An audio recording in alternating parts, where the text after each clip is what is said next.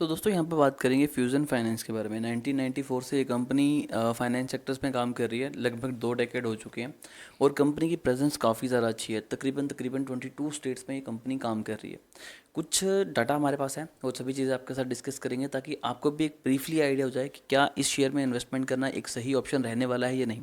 वैसे बता दूं, मुझे पर्सनली फाइनेंस सेक्टर काफ़ी ज़्यादा अच्छा लगता है। रीज़न सिंपल से दो हैं कि जब से हमारी जो सभ्यताएं हैं वो चरम में आई हैं, तब से अगर देखा जाए तो फाइनेंस का काम चला हुआ है और इन फ्यूचर भी चलने वाला है, प्रेजेंट में भी चलने वाला है। लोग उधार लेना बंद नहीं करेंगे क्योंकि इसी से चीज़ें चलती हैं।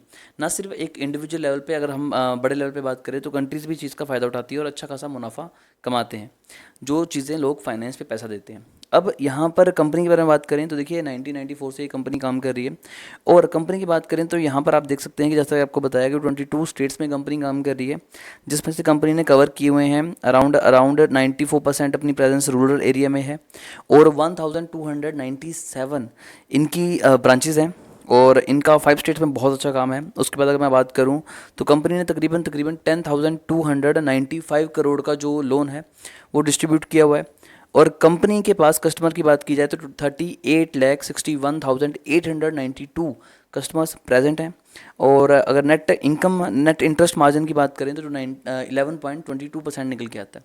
कंपनी की 97% जो इनकम है वो आती है इंटरेस्ट के थ्रू।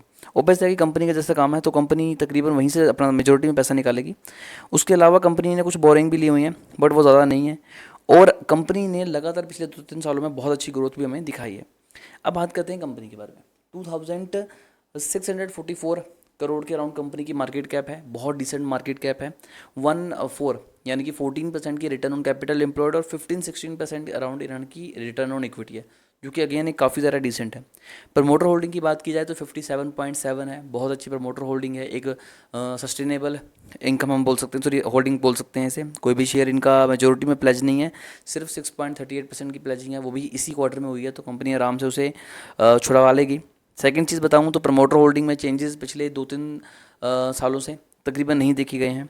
एफआईज की बात की जाए तो 1.7%, यानी कि तकरीबन तकरीबन हम बोल सकते हैं कि आसपास 2% की होल्डिंग उनकी भी है और एफआईज ने अपनी होल्डिंग को इंक्रीज़ किया है। उसके बाद अगर डीआई की बात करें तो 17% की होल्डिंग उनकी भी है। आज स्टॉक में तकरीबन 5% का लोअर सर्किट हमें दिखाई दे रहा है, बट स्टिल मैं बोलूँगा कि ये कंपनी जिस हिसाब से फॉल दिखा रही है ये उसी हिसाब से राइज भी करेगी और एक बहुत अच्छी अपॉर्चुनिटी आपको देने वाली है। अगर मैं यहाँ पर बताऊँ तो मेजोरिटी में अपनी होल्डिंग पिछले एक क्वार्टर में एफ ने इंक्रीज़ की है। पहले उनकी होल्डिंग थी 0.56 और अब बढ़कर वो हो चुकी है 1.70 के पास। और इसी के साथ अगर बात करूँ तो डीआई ने भी अपनी होल्डिंग को इंक्रीज़ किया है। तो डेफिनेटली चीज़ें काफ़ी ज़्यादा फेवर में रहने वाली हैं कंपनी के।